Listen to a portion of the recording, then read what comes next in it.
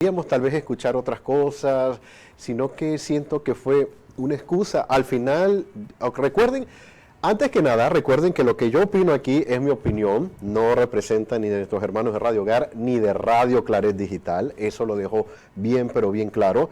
Pero para mí, como ciudadano de este país, simplemente pues me dio a entender como que eso, cuando yo llegué, ya eso estaba ahí, eso no era mi problema, ahí me tocó nada más negociar lo otro, yo firmo y voy para adelante. Otra cosa que quiero también resaltar es el tema de que aquí en Panamá nadie está por encima de la justicia.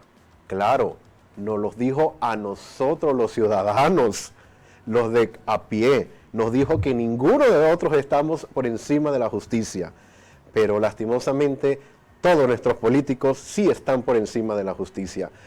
No sé, a veces yo pienso que cuando no tengo algo bueno que decir, mejor es no hablarlo, con todo respeto, porque nos deja con un sinsabor que ya yo no sé si esto lo hizo como desafiando a un país, a un pueblo, que de verdad no quiere este contrato, y lo que hizo también, si lo analizo, o sea, lo estoy analizando desde mi punto de vista, obviamente, a nuestros queridos jubilados.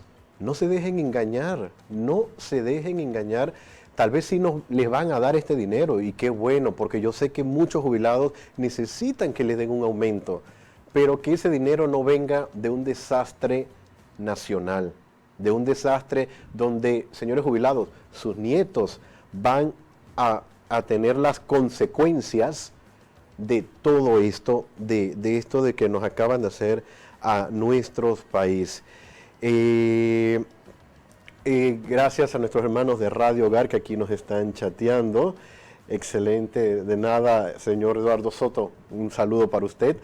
Y de verdad que a nuestros queridos jubilados que tanto necesitan ese dinero y que estoy seguro y conozco a muchos que los necesitan.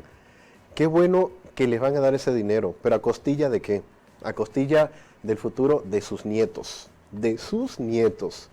Cuando sus nietos no vayan a tener salud, empiecen a salir más enfermedades raras, entonces vamos a ver y a sentir las consecuencias. Ahorita tal vez no, porque nos hablaron que vamos a recibir muchos millones de dólares, y qué bonito y qué rico. ¿A quién no le gusta, vamos a hablarlo así, sin adorar al Dios dinero, pero a quién no le gusta estar bien económicamente y decir que nos van a pagar más, que vamos a tener vamos a tener más dinerito en nuestro bolsillo?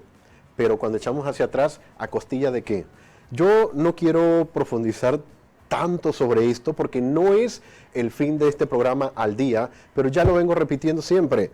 Soy ciudadano panameño, soy comunicador, tengo esa obligación de dar esta opinión, de también decirle, prestemos mucha atención. Esto es solamente el inicio de lo que nos puede venir. Estamos a las puertas de elecciones y hay que tener miedo de lo que pueda pasar. Digo tener miedo para no decir que hay que estar atento, porque todos sabemos que tenemos que estar atentos, pero tenemos que tener miedo, cuidado con lo que puede pasar. Esto es solamente una antesala. Ojalá yo me esté equivocando, yo con mucha oración al Señor, a Dios, que nada de esto pase. Ojalá que nos equivoquemos y que los resultados sean otros.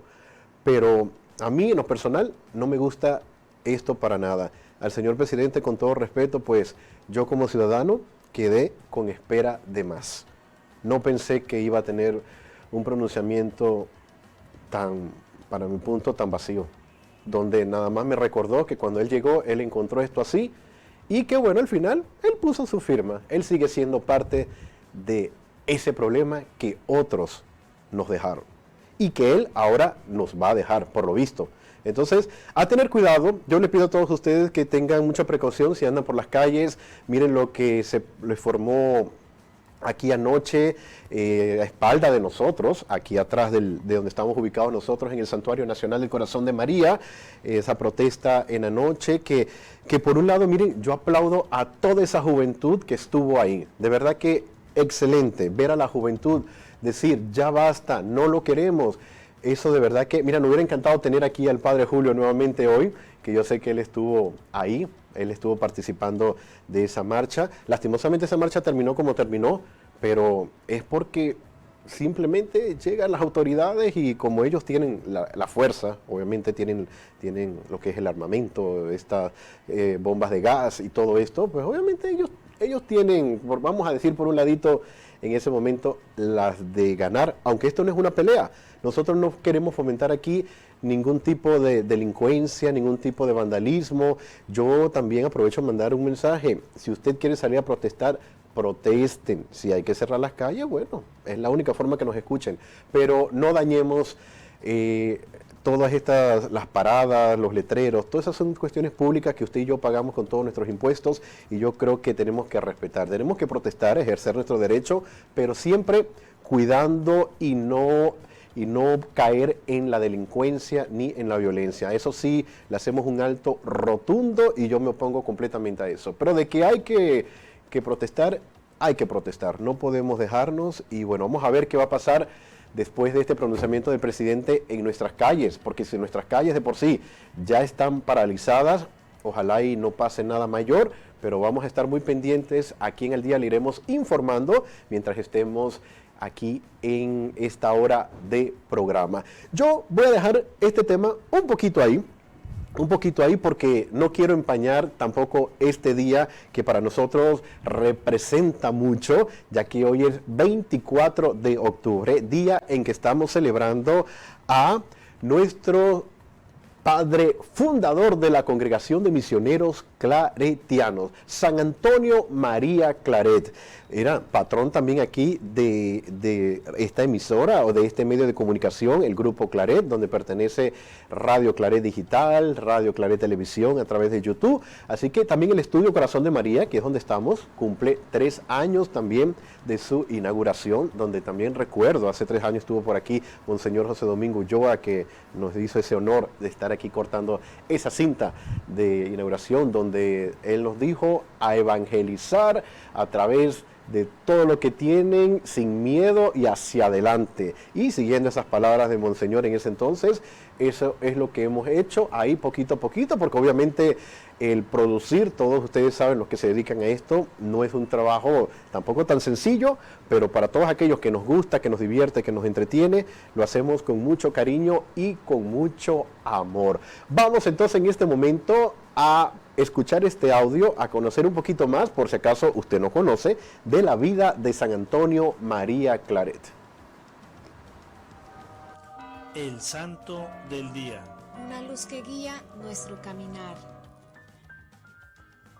Hoy 24 de octubre conmemoramos a San Antonio María Claret, obispo. Nació en Salén en el año 1807 en Cataluña, España, hijo de un tejedor en una familia profundamente cristiana con muchos hijos. Desde los 12 años trabajó en el taller de su padre y a los 17 fue enviado a Barcelona para realizar estudios de industria textil. 4 años después, sin embargo, Antonio regresó a Salén, pero para ingresar al seminario de Vic, donde se ordenó como sacerdote en el año 1835. Siguiendo su vocación de misionero, en el año 1839 viajó a Roma para unirse a los jesuitas, quienes más tarde lo devolvieron a España para que predicara durante las guerras civiles del siglo XIX, donde realiza una intensa labor. Finalmente, en el año 1847, San Antonio María Claret fue nombrado obispo de las Islas Canarias. Esta pausa le sirve para organizar la fundación de la Congregación de los Misioneros del Inmaculado Corazón de María, junto con otros sacerdotes catalanes. En esto se encontraba cuando recibió la noticia de su nombramiento como arzobispo de Santiago de Cuba, a donde viajó en el año 1851. Su diócesis comprendía las provincias de Camagüey y Oriente. En la Iglesia Americana, San Antonio fundó junto con la Madre María Antonia París las Misioneras Claretianas, conocidas también como religiosas de María Inmaculada. San Antonio María Claret se ganó muchos enemigos en Cuba por predicar la igualdad entre blancos y negros. Montado en un burro, atravesó más de 35 veces la Sierra Maestra para predicar a los pobres y a los esclavos. Fue víctima de un atentado al que sobrevivió milagrosamente. En el año 1857 recibió noticias de España de haber sido nombrado confesor de la reina Isabel II de modo que regresó a la península. Sus consejos a los miembros de la corte eran en el sentido de realizar obras piadosas y de carácter social para prevenir la revolución. A pesar de sus advertencias con motivo de las revueltas de 1868, San Antonio María Claret tuvo que exiliarse en París, junto con la reina, perseguido por motivos políticos y religiosos. Falleció en la abadía de Fontfroide. Nuestro santo de este día fue canonizado en el año 1950 por el Papa Pío XII. También nuestro santo de este día nos enseña a ayudar a los más necesitados, sin importar el color de su piel. En este día la Iglesia recuerda a San Luis Guanella, San Rafael Guizar y Valencia, Beato Amado García Sánchez, Beato José Baldó. Bueno, conociendo un poquito de nuestro padre fundador de toda esta familia claretiana en este día. Así que un saludo a toda la familia claretiana en todas partes donde nos vean, y principalmente a los queridos misioneros claretianos acá en el Santuario Nacional del Corazón de María. El padre fundador, como dijimos, de la Congregación de Misioneros Hijos del Inmaculado Corazón de María, que es el nombre largo y el nombre real, y lo resumimos como Misioneros Claretianos. Imagínense, ayer estuvimos al padre Julio, que nos estuvo hablando de una parte de historia, ¿no? Con todo este tema del contrato minero, donde escuchamos de parte de él, pues, historia interesante de muchos claretianos que han dejado huella en muchas partes, pero él se fue ahí específicamente en el área de Colón. Así que saludos a todos. Yo sé que en Colón le tiene un gran aprecio a los misioneros claretianos, así que saludos allá a la provincia C3. Y seguimos entonces acá con información. Bueno, recordarle que sabemos que está difícil el movilizarse, pero usted puede ver hoy la solemnidad a las 5:30 de la tarde a través de Radio Claret Televisión Digital en YouTube. Ahí la puede ver completamente en directo, tranquilito desde su casa, para que no se tenga que movilizar, para evitar que quede usted en este tema de los tranques. Hablando de tranques, aquí estaba viendo informes que definitivamente está cerrado en Juan Díaz, en el Centro Comercial Los Pueblos, está por el área también de Condado del Rey, el área de Transísmica en Pueblo Nuevo, obviamente acá en Vía España, a la altura de la Iglesia del Carmen, y dicen que no hay acceso para el área de Juan Díaz, en esa área de donde está el Centro Comercial Los Pueblos. Así que usted, también tengo entendido que el corredor a la altura de Santa María también está cerrado. Usted mejor quédese donde está. Si está en la oficina, espere ahí un momentito y vaya chequeando cómo se está moviendo todo este tema de los cierres de calle, porque está cerrado casi por todos lados, que estoy seguro que a lo mejor va a quedar atrapado en una de estos tranques, y mejor es evitar. Si está en casa, mejor ya suspenda todos los planes que tiene y quédese aquí en compañía de Al Día a través de Radio Hogar y Radio Claret Digital. Hablando así rapidito, porque también tenemos invitado. Hoy se me perdió por acá la hoja, Samir, ¿dónde estamos? Acá estamos. Tierra Santa, es hora de detener esta guerra y esta violencia sin sentido. Imagínense, estamos hablando de tantos problemas en todas partes que ya uno no sabe qué hacer. Bueno, sí sabemos qué hacer. Una jornada de oración que nos han convocado para este viernes. Más adelante vamos a hablar de eso. El patriarca latino escribe a la diócesis de Jerusalén recordando la importancia de la jornada de oración por la paz deseada por el Papa Francisco para este 27 de octubre. Dura condena de los ataques contra Israel y los bombardeos en Gaza. Solo el fin de décadas de ocupación y una perspectiva nacional clara para Palestina pueden poner fin al conflicto. Esto escribe pidiendo a Dios el coraje para que todos pidan justicia sin difundir el odio. Así que ahí está, estamos convocados. El Santuario Nacional también se une a esta jornada de oración que va a iniciar obviamente este viernes 27 con la misa de 8:30 de la mañana. Una vez finalizada la misa, se va a exponer el Santísimo Sacramento ahí en su capillita, y ahí va a estar expuesto hasta las 5 de la tarde. Es un momento de oración, no solamente por el fin de las guerras que hay en este momento en esa parte del mundo, sino nuestro país también está necesitando urgentemente de esa oración. Así que usted, los invitamos a que se una ahí donde usted está. Si no nos podemos movilizar, no se preocupe, tranquilito. Radio Claret Digital le va a llevar todo ahí donde usted se encuentre, para que usted esté ahí en su casita o donde usted esté seguro, para que no se esté moviendo. Bueno, esperemos que todo esto no llegue hasta el día viernes, pero hay que tomar nuestras precauciones. También tenemos un audio que quiero que lo escuchen, donde una religiosa testigo de los tristes sucesos de estos días en Gaza. Estas servidoras del Señor y de la Virgen, vamos a escuchar este audio, prestemos atención. Buenas, soy la hermana María del Pilar, misionera Instituto del Verbo Encarnado de la Franja de Gaza. Ayer por la tarde asistimos al funeral de 18 cristianos que murieron como consecuencia de un bombardeo israelí que hizo que la casa cediera desplomándose sobre ellos. Fue muy triste y doloroso ver a los hijos despedirse de sus padres y más doloroso aún ver a los padres despedirse de sus hijos. Algunos de ellos despedirse de todos sus hijos. Fue una imagen que será muy difícil de borrar. Algunos de esos niños asistían a las distintas actividades de nuestra parroquia. Eran familias conocidas y muy cercanas a nosotros. Aquí en la parroquia Sagrada Familia recibimos a algunos de los heridos leves para ser atendidos. Y más tarde, muchos de los que se refugiaban en la iglesia ortodoxa vinieron a refugiarse aquí.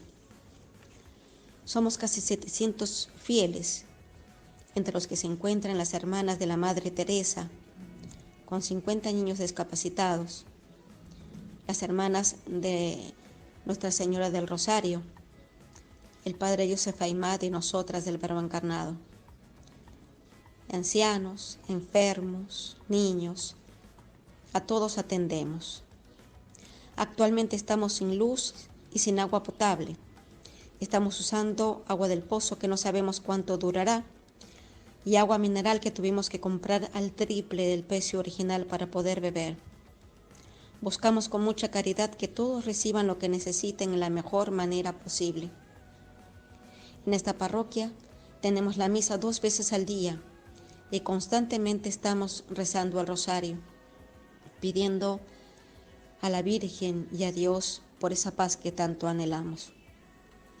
Pedimos que se unan a nuestras oraciones para que Dios en su misericordia nos la conceda, pues solo Él puede hacer este gran milagro. Un saludo a todos. Interesante audio, de verdad que para escuchar de viva voz de alguien que está allá, que yo estoy seguro que es una de las que dijo también, de aquí no nos vamos sin nuestros viejitos, no vamos a dejar a la gente abandonada. Eso es tener amor hacia la misión. Y bueno, en este día de San Antonio María Claret, pues ahí está, ella nos pide orar mucho, y nosotros pues hay que hacerlo. De verdad que tenemos que acudir y hacer esto. Ahorita estaba también viendo, las redes están inundadas, ustedes no tienen idea, y no solamente de personas, vamos a decir, que no son figuras públicas, sino algunos periodistas que son muy reconocidos aquí en Panamá. Ahorita están tocando el tema sobre el pronunciamiento del presidente y todo lo que dicen. Bueno, en resumidas cosas fue lo que yo les dije a ustedes al inicio de este programa. Todo el mundo ha quedado con ese sinsabor ahí, queriendo algo que nos dijera, perfecto, vamos a analizar, vamos a ver qué se puede hacer. Definitivamente nos dijeron, todo se queda como está. Seguimos entonces, vámonos mejor a una breve pausa musical. Hoy tenemos invitado, vamos a platicar un poquitito de todo, y ya al regresar les digo de quién se trata. Regresamos, esto es Al Día. Recuerden que estamos a través de Radio Hogar, la voz de tu iglesia, y a través de las plataformas de Radio Claret Digital. Está la gente alborotada mandando chat.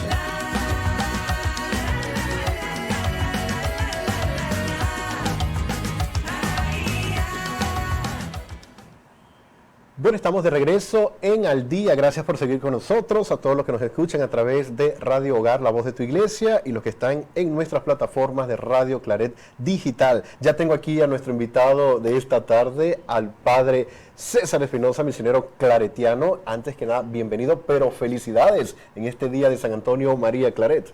Gracias por invitarme a este programa, Jesús, y gracias por estas felicitaciones, que yo creo que el ser claretiano nos ha dado la posibilidad de precisamente estar en tantos diversos lugares, haber conocido a tanta gente también tan diferente, y que el ser claretiano nos liga a muchas personas con las cuales yo creo que también hay que felicitar y darles un abrazo, porque de alguna manera son los que nos van formando el corazón misionero.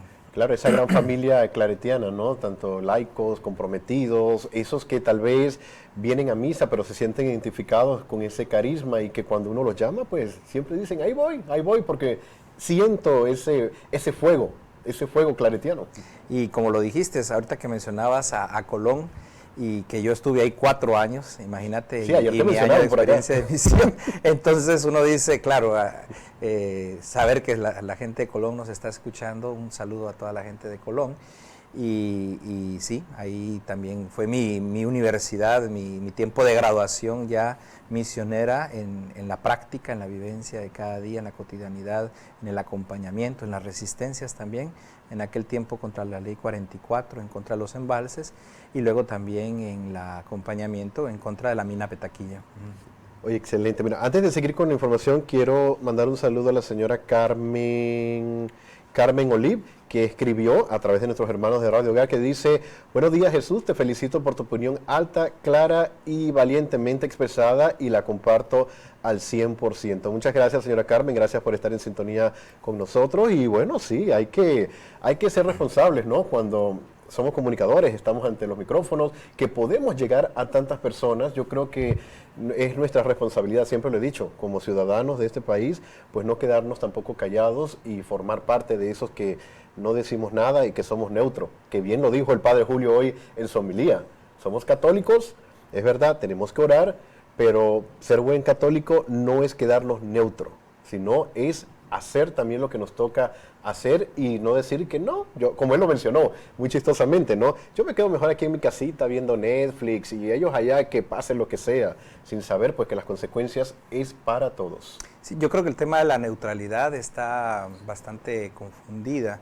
Nosotros como iglesia no podemos ser neutros, somos parciales, y la parcialidad nos la dicta los valores del Evangelio y el marco de los valores que Jesús nos enseñó como seguidores de Él. Entonces, en ese seguimiento de Jesús, tenemos con claridad que nuestro lugar, medios católicos, seguidores de Jesús, pastores, estar al lado del pueblo. Y ahora, en el actual papado y las orientaciones de Francisco, está claro también el tema de la defensa de la hermana madre tierra. No podemos nosotros ya ser indiferentes ante leyes y decisiones irracionales como las que estamos presenciando acá en Panamá. Entonces, un canal católico no puede ser neutro en estos momentos, cuando tiene suficientes elementos para posicionarse con claridad y con una palabra profética, ¿verdad? Una palabra de verdad, motivado desde el Evangelio y desde el marco doctrinal de nuestra iglesia. Entonces yo creo que eso hay que tenerlo muy claro. Pues sí. A ver, César, cuéntanos, tú estás ahorita en Guatemala, ¿cierto? Es correcto. Él estás asignado en Guatemala y allá estás a cargo de...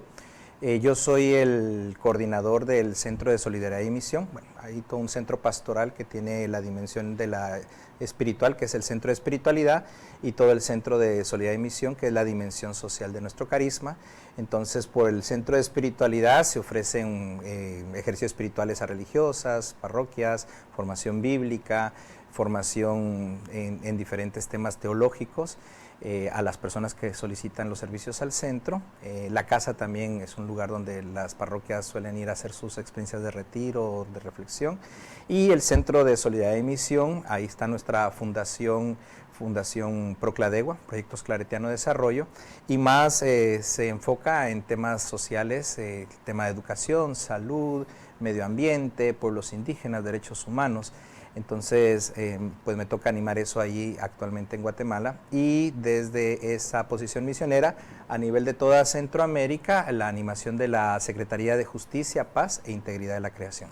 Justicia, paz e integridad de la creación. Para aquellos que este nombre es como nuevo, a ver, cuéntanos un poquito cómo nace esto. ¿Cómo nace? Te voy a hacer un recorrido histórico rápido, unas pinceladas históricas, así le llamo. Tenemos una enseñanza social de la Iglesia desde mucho antes del Concilio Vaticano II. Incluso podemos fundamentar todas estas opciones sociales desde la vida de Jesús y desde el Antiguo Testamento en la intervención que hace Dios por el pueblo de Israel para sacarlo de una situación de opresión, de esclavitud y darles una vida digna y tierra donde puedan vivir con dignidad. Entonces en el Vaticano, el Concilio Vaticano, se habló de la necesidad de una instancia internacional que velara por y que pusiera atención y trabajara para que esa brecha tan enorme que había entre países, en aquel momento se hablaba de países ricos, muy ricos, y pobres, cada vez más pobres, ¿verdad?, que pudiera mediar para que estas brechas se acortaran.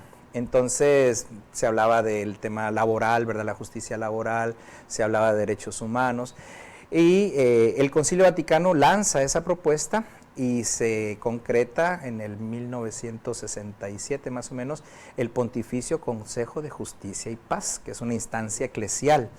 Este Consejo Pontificio de Justicia y Paz se lleva este mandato que sale del Vaticano, del Concilio Vaticano, y empieza a promover en todo el mundo el que hayan en las conferencias episcopales una oficina precisamente que trabaja el tema de justicia y paz. Fue muy acogido por Medellín, ¿verdad? Incluso en el documento de Medellín aparece todo un apartado de justicia y otro apartado completo de paz.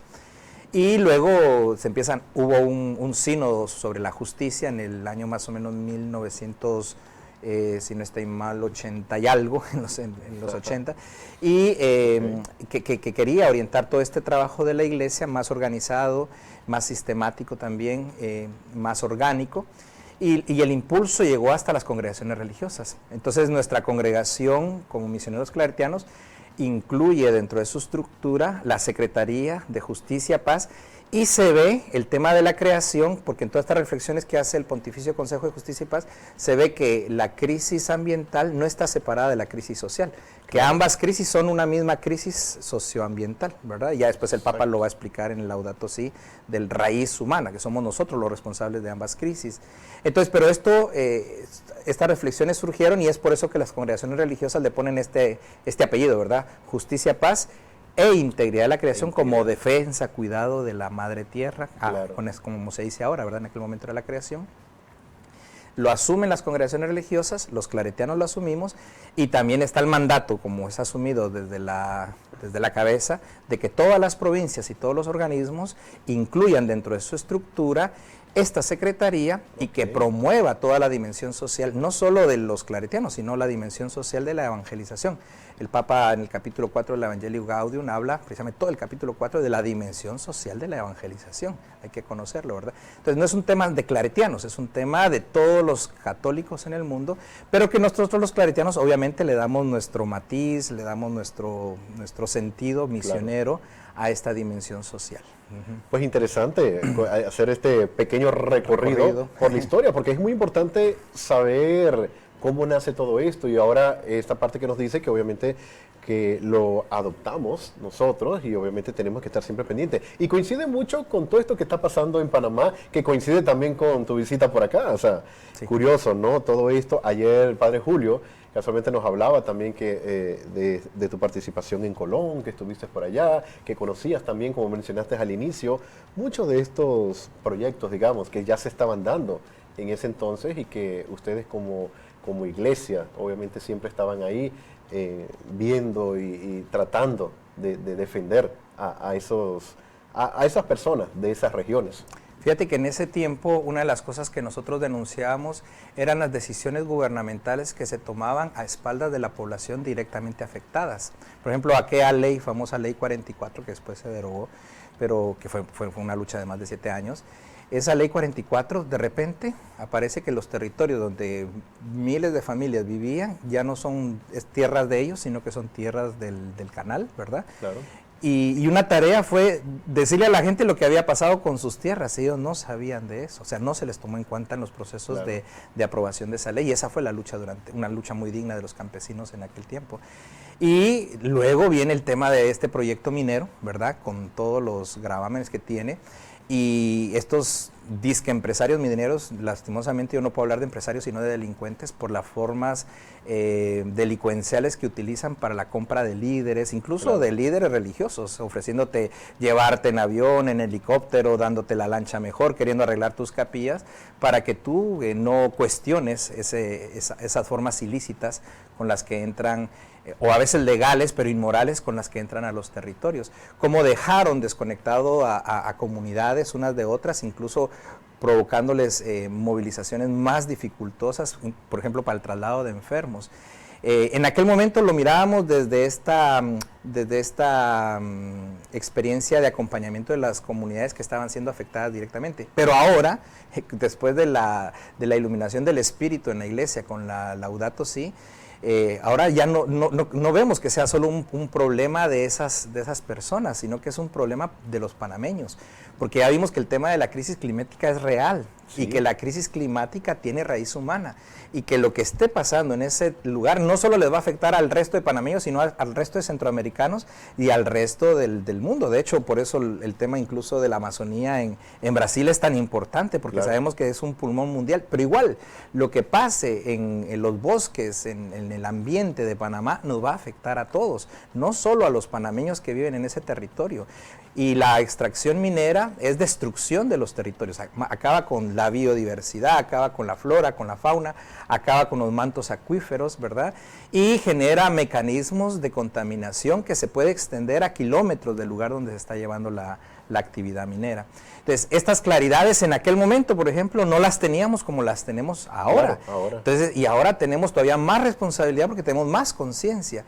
Y ver personajes de la vida pública que toman decisiones en este país y en otros en América Latina, que muchos de ellos precisamente se autoproclaman católicos, tomando decisiones de muerte. Entonces ahí es donde viene el reclamo a nuestra congregación como católicos, de decir, ¿qué estamos haciendo en la evangelización?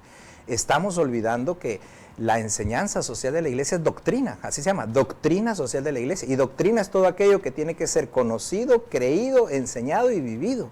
Pero pareciera que la doctrina social de la iglesia es la entenada de la iglesia, ¿verdad? Está en un rincón, claro, y a veces desconocida totalmente. Entonces, nuestra evangelización, si no pasa por la formación de temas como es la justicia, como es la paz, como es la vida política, como es la verdad, como es la solidaridad, el destino universal de los bienes, que se tiene que enseñar desde la catequesis de las infancias hasta las últimas edades. Entonces van a seguir saliendo de nuestras entrañas como iglesia estos líderes que después se proclaman seguidores de Jesús, pero actúan como seguidores del diablo, porque están generando caminos de muerte y destrucción. Entonces, esto yo creo que tenemos que hacer una reflexión profunda y entrar en procesos grandes de conversión como iglesia. Y una llamada pues a estos que están tomando decisiones, no solo aquí en Panamá, sino en todos nuestros países, están tomando decisiones que van en contra de la vida de los pueblos. Sí, casualmente eso es lo que yo estaba analizando, porque si nos ponemos a hacer un recorrido, vamos a hacer un poquito más pequeño, o sea, por todo Centroamérica, que es a la provincia que pertenecemos nosotros. ¿Será que es una tendencia todo esto? ¿Hay un patrón, hay una moda que ahora entre políticos decimos, mira, este es el librito que a mí me está funcionando, agárralo y aplícalo en tu país? Sí, yo creo que hay cada vez más se está viendo un liderazgo autoritario dentro de las clases políticas, ¿verdad? Y lastimosamente dentro de las clases políticas atrás lo que está gobernando es el poder económico. Claro. Y el poder económico de pequeños grupos, ¿verdad?, en cada país. Entonces ya no es este político que va buscando el bien común y que va queriendo el bienestar de una población, sino que están viendo los lugares de servicio público como una oportunidad de enriquecimiento y muchas veces de enriquecimiento ilícito. Y esto está pasando en toda Centroamérica, con la manipulación de las leyes, el mal manejo de las leyes, o un sistema legal que funciona muy bien para los poderosos de siempre, pero que sigue funcionando muy mal para la población honesta, digna de las poblaciones. Entonces, estamos viendo esto en Panamá, estamos viendo esto en Guatemala, estamos viendo esto en El Salvador, en Honduras, obviamente en Nicaragua, y es terrible, pues, como las leyes son los nuevos caminos para las nuevas dictaduras.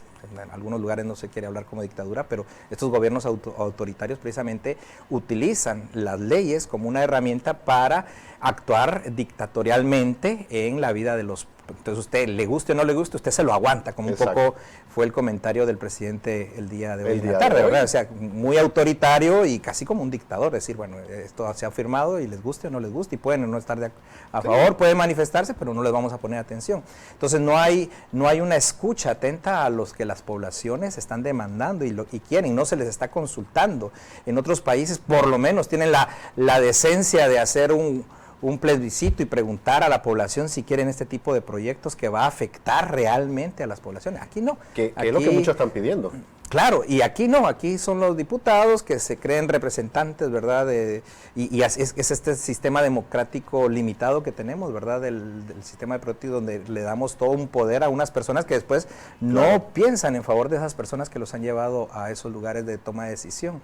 Y en Guatemala está pasando exactamente lo mismo, ¿verdad? Entonces, las leyes como un mecanismo para posicionarse y autoritariamente pues manejar los destinos de un pueblo en favor de ellos. Claro, casualmente iba a preguntar esto, ¿cómo está la situación actualmente en Guatemala? Pues en Guatemala estamos ya más de 22 días, si no estoy mal, 22, 21 días de resistencia pacífica, ¿verdad?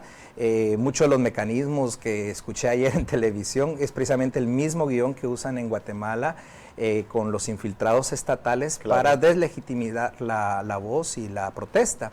Entonces, en Guatemala pagaron, y no lo supieron hacer bien, inmediatamente cayó eso por su peso, ¿verdad? De cómo pagaron jóvenes para que hicieran un destrozo en una de las instancias públicas, y luego decir los manifestantes fueron. Entonces ayer era chistoso ver cómo decían los manifestantes atacaron una ambulancia. Yo creo que ningún manifestante cuerdo que está buscando el bien de todos sabe que una ambulancia no es. Entonces sí se nota que en estas acciones es precisamente para que mediáticamente se diga qué malos son los manifestantes, qué daño están haciendo, los bloqueos, la economía del país. Justificar la fuerza de las autoridades, en este caso la policía. Que no es proporcional. Por ejemplo, el día que tiraron los gases lacrimógenos, ahí estaban dos obispos, no me digan que estaban haciendo una manifestación agresiva cuando había presencia de la iglesia, de sus representantes más importantes y más honorables.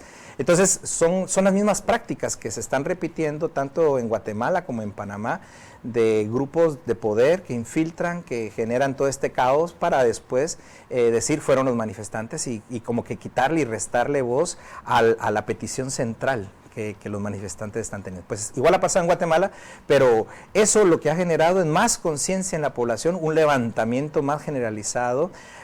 Llegó a haber un momento en que hubo 129 puntos de bloqueo a nivel nacional. Wow. El presidente en uno de sus discursos, bueno, unos cuantos están cerrando la calle, y realmente esos cuantos se multiplicaban y ahora son miles de guatemaltecos que con firmeza están pidiendo la destitución de la fiscal general, ¿verdad?, que ha manipulado las leyes en favor de los grupos de poder, puesta ilegalmente por el actual presidente, no respetando los procesos de selección, con una Corte de Constitucionalidad cooptada que también su conformación, muchos de ellos es de manera irregular, no tendrían que estar ahí, y las Cortes Supremas de Justicia, que hace 4 años se tuvo que renovar esas Cortes, pues han pasado 4 años y esas Cortes no se han renovado, son las mismas personas, y a los diputados no se les da la gana de renovar esa Corte, porque es una Corte que está al servicio de los intereses del Estado.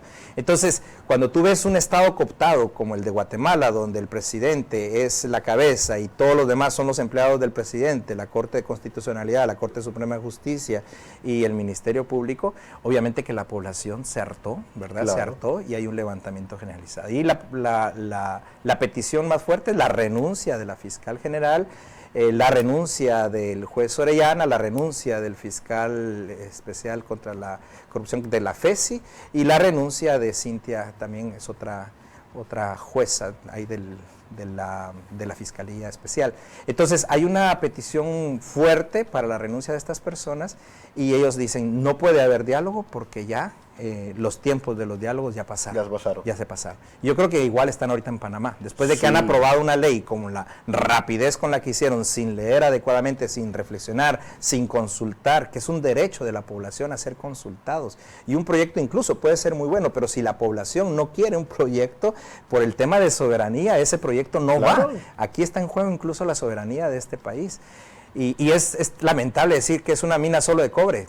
eso se lo puede decir alguien que es ignorante en estos temas. Sabemos que dentro de esos territorios hay oro y que es precisamente el oro, pero claro, no es lo mismo registrar una mina que es de oro que una mina cobre. ¿Por qué? Porque tiene diferentes procesos para manejar esos registros. Entonces también las mentiras y cómo se burlan del pueblo creyendo que el pueblo no tiene capacidad de entender lo que está pasando. Sí, luego, hablando casualmente de eso mismo, a veces tratan de engañarnos.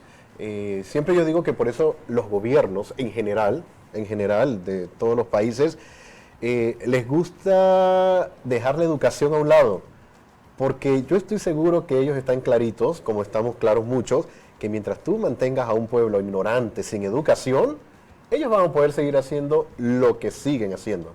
Y a ellos les conviene, obviamente. ¿Para qué yo quiero un pueblo tan educado? Porque cuando el pueblo va a ser bien educado, el pueblo va a despertar. El pueblo no se va a dejar engañar por $20 que le den en tiempos de campaña, por un jamoncito, que ya viene la época navideña, y por ahí van a salir los jamones. Yo siempre le digo a la gente, miren, si llegan a su puerta a tocarle, a darle el jamón, agárrelo, cómaselo, disfrútelo. Pero a la hora de ir a votar, no le dé el voto a esa persona. Al final, yo le digo, agárrelo, si ese es de su impuesto, son los impuestos que pagamos. Entonces, se lo van a estar repartiendo y gastando. El problema es aquel que se deja comprar por ese jamón. Ahí está el problema. Entonces, también toda esta situación que estamos viviendo acá y que, igual, escuchando lo que está pasando en Guatemala, pues es preocupante, ¿no? Eso, cómo esta ola se va corriendo por todos lados, en la que yo a veces digo, por lo menos aquí me he preguntado y le he preguntado a varias personas, así dentro de mi ignorancia política, porque no me gusta el tema, pero siempre he dicho, hay que abordarlo porque miren lo que nos está pasando y vamos a ver muchos otros países cómo están. A veces me cuesta pensar, ¿qué hace la figura de un presidente? Cuando yo veo que los que mandan son los diputados. Entonces siempre he dicho, para mí como que el presidente es una figura, decir, no, la figurita del presidente y él es el que supuestamente manda, cuando a él es el que lo mandan.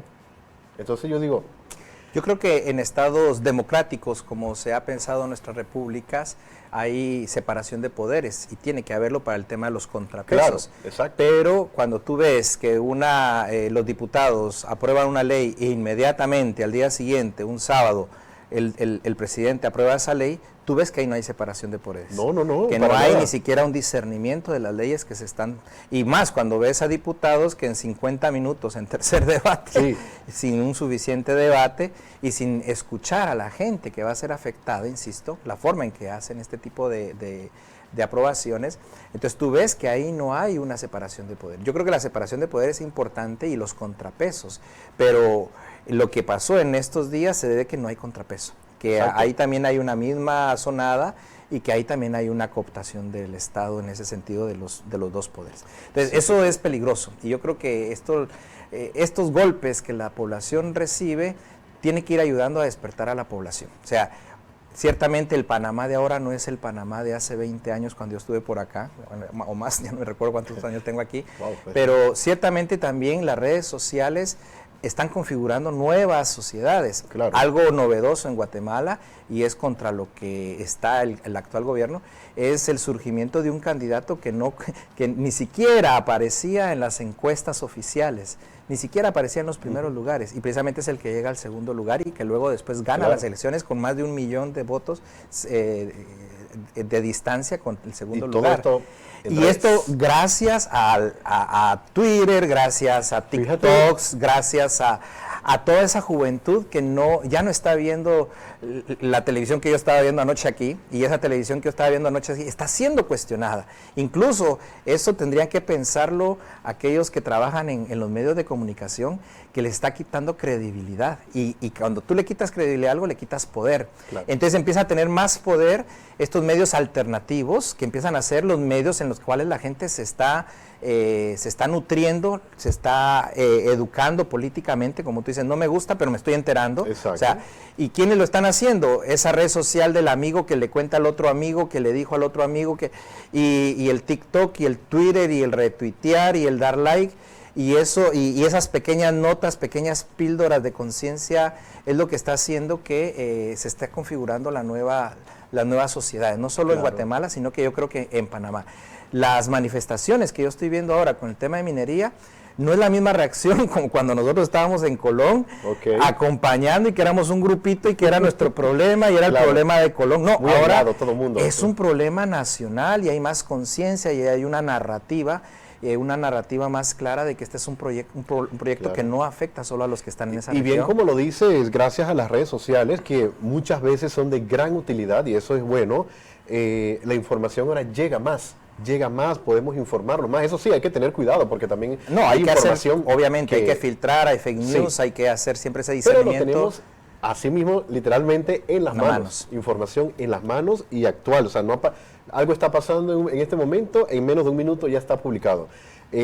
Asimismo, ahora que mencionabas algo del candidato que no figuraba por las calles, pero que gracias a las redes, por aquí en Panamá, por ahí hay un nombrecito, yo no lo voy a mencionar tampoco por no dar, aquellos que están metidos en las redes pues sabrán de quién es, no es ningún candidato oficial ahorita mismo, pero uno ve ese empuje que hay y que luego por ahí está, como quien dice uno, vendiéndose al mejor postor, no de forma negativa obviamente, sino que está diciendo como que a ver, ¿qué partido político me quiere? A ver, que me proponga, pero eso sí, yo quiero ser independiente, yo quiero escoger a lo mío. Y ha hecho, con el pasar del tiempo, diferentes tipos de campañas, y yo estoy seguro que esas campañas son con una finalidad también. No sabemos si es bueno, si es malo, ahorita no sabemos también en este tema político quién nos puede estar echando cuentitos. Yo creo que en Guatemala ayudó mucho este candidato que sube a los primeros lugares en la contienda electoral. Es diputado, ha sido diputado estos 4 años y su bancada realmente jugó un papel muy bueno de oposición y de evidenciar las grandes acciones de corrupción de los diputados y del actual gobierno, y eso es lo que le fue ganando publicidad en estas redes, porque ellos grababan las reuniones de las sesiones con la Asamblea Legislativa, ellos publicaban cuando se estaban aprobando leyes en contra del pueblo, señalaban el nombre de los candidatos que lo estaban haciendo, las cantidades millonarias que nos estaban robando, y eso, como te digo, no salía en los canales oficiales. Toda esa actividad honesta de velar la corrupción fue lo que le fue ganando en el tiempo a este político el reconocimiento y el que haya llegado. O sea, tampoco fue de campañas y de compras, sino fue de un obrar justo, honesto, claro, ¿verdad? Y no solo de él, sino de toda su bancada. Y por eso incluso ahora la bancada de él, que eran unos cuantos, ahora son la tercera fuerza política de la Asamblea para los próximos 4 años. Entonces, yo creo que también tenemos como iglesia que empezar a trabajar desde la evangelización esta dimensión política, sabiendo que muchos de los que llegan y que pasan por nuestras catequesis van a ser después responsables en la toma de decisiones. Por eso este tema no puede ser marginal. Hay que enseñar, mira, que como te decía, el tema de la doctrina social de la iglesia, que es doctrina que tiene que ser creída, enseñada y vivida, nos enseña temas como la solidaridad, como el destino universal de los bienes, el bien común, la justicia, la subsidiariedad, nos habla temas tan importantes como el tema de la educación de la que tú mencionabas, ¿verdad? De educación de altura y actualizada, no 50 años atrás, como está pasando en muchos de nuestros pueblos, que vamos atrás en la educación, y en algunos lados no se está poniendo atención porque se sigue creyendo que un pueblo ignorante es más fácil manejarlo que un pueblo educado. Exactamente. Entonces, pero también yo puedo estar educado, puedo ser un profesional en medicina y ser un analfabeto político. Claro. Entonces, eso también es cierto.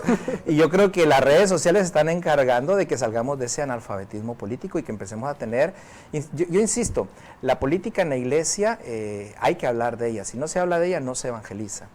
Lo que la iglesia prohíbe es hablar de un determinado partido político o alentarte a ti a que participes o que te unas a determinado grupo político, porque ese es un derecho ciudadano y es un deber ciudadano, y todos tenemos desde nuestra conciencia generar, y eso es lo que hace la democracia, generar estos espacios de discusión y de toma de decisión y de contiendas, y la iglesia ahí no se puede meter, pero la iglesia no puede dejar de ver a la acción política en general, y más ya cuando es un presidente que está tomando decisiones que van a afectar a la mayoría de católicos y a la madre tierra, de tener una palabra clara y verdadera sobre esa realidad. Entonces, eso yo creo que es bien importante. Una cosa es la política partidista y otra cosa es la política, ¿verdad? Que el Papa también, Francisco, en Fratelli Tutti habla como una de las formas de caridad. ¿Sí? Entonces, yo creo que esto no lo podemos olvidar. Si queremos hablar de una bonita forma de caridad es la política, ¿verdad? Claro. Ya como para ir cerrando el programa de hoy, que la plática ha sido excelente, de verdad que yo estoy seguro que nuestros hermanos que nos escuchan a través de Radio Hogar están muy pendientes a todo lo que estamos hablando aquí, porque no solamente estamos analizando Panamá, sino casi toda la región en general, todo lo que tiene que ver con este tema. Ahora, hoy que celebramos a San Antonio María Claret, a ver, imaginémonos así, ¿qué estuviera haciendo San Antonio María Claret en este momento con todos estos problemas? Yo creo que haciendo lo que estás haciendo tú. Recuerda que somos misioneros de la palabra y tenemos que empezar a hablar. Es que el tema de hablar cosas con contenido que lleven, que se puedan sostener, va a generar un compromiso y un actuar diferente, diverso. Entonces, somos misioneros de la palabra. Esto que estamos haciendo aquí es parte de este trabajo misionero. El informar, aquí estamos educando, no es la educación formal sistemática del Ministerio de Educación, pero estos espacios, como digo, son formativos, están generando conciencia, están generando posicionamiento, están generando compromiso social, político, ciudadano. Entonces, yo creo que ¿qué estaría haciendo Claret acá? Estaría haciendo esto. En redes. En redes. Claret también estuvo en situaciones donde tuvo mucha influencia directa con los tomadores de decisiones, la reina Isabel, y él daba su opinión, o sea, que él influía realmente en las decisiones. Y siempre se mantuvo firme. Y se mantuvo firme. Probablemente nos podemos equivocar. Yo siempre he dicho, como seres humanos, incluso todo este programa puede ser una equivocación, pero siempre he dicho, yo prefiero equivocarme del lado de la madre tierra y de los pobres y no del lado de los que uno ve que se están beneficiando de estas decisiones. Entonces, si la historia nos llega a juzgar y decir, bueno, estos se equivocaron, pero por lo menos estaban al lado de los pobres. Exactamente. Y eso yo creo que es bien importante. Entonces, primero, el trabajo que tú estás haciendo, el trabajo que hace el santuario con Radio Claret, yo creo que esto lo estaría haciendo Claret definitivamente. Y luego es el tener influencia directa sobre los tomadores de decisiones si tuviera acceso a ellos. Claro. Por ejemplo, Monseñor Aris, claretiano, eso yo recuerdo que él sí lo tenía muy, muy claro, ¿verdad? Y otro trabajo, el acompañamiento a las bases, como él lo hizo también. Entonces, si tú ves su película Esclavos y Reyes, que aquí ya la estrenaron, ya la vieron, ¿te acuerdas? El mayor tiempo donde él estuvo fue Cuba. Ahí él pudo realmente desarrollar procesos, cosa que no podía hacer antes porque era misionero itinerante, entonces estaba 1 semana, 2 semanas y ahí no podía generar procesos. Pero en Cuba, que estuvo mucho más tiempo, generó procesos de acompañamiento a los esclavos, a los niños, a las niñas, ¿verdad?, sin educación, a los campesinos. Entonces se tomó en serio el acompañamiento de estos. Yo creo que él también distinguiría aquí cuáles son los territorios y las personas más vulnerables y haría procesos, ¿verdad? Como de hecho lo estamos haciendo los claretianos en muchos lados en Centroamérica. Muy bueno, excelente. Entonces tenemos la misión de seguir eso que San Antonio María Claret nos ha heredado. Bueno, muchas gracias al Padre César Espinosa, gracias por haber estado con nosotros y aquí con gusto, siempre que necesitas algo que informar, hasta en remoto podemos conectarnos. Perfecto, ya sabes mi dirección y mi teléfono, así que cuando quieras otro programa desde Guatemala lo podemos hacer con mucho gusto. Excelente, bueno, con esto nos despedimos, gracias a todos ustedes, sigan en sintonía de nuestros hermanos de Radio Hogar, la voz de tu iglesia y nuestras plataformas y a seguir bien informados con lo que sigue pasando en las calles, Vía Cerrada, Vía Saíta, San Antonio, Corredor de los Pobres, San Miguelito, Arraiján La Chorrera y dice Yario, saludos al Padre César. Feliz tarde para todos y si Dios nos lo permite, mañana estaremos aquí a la 1.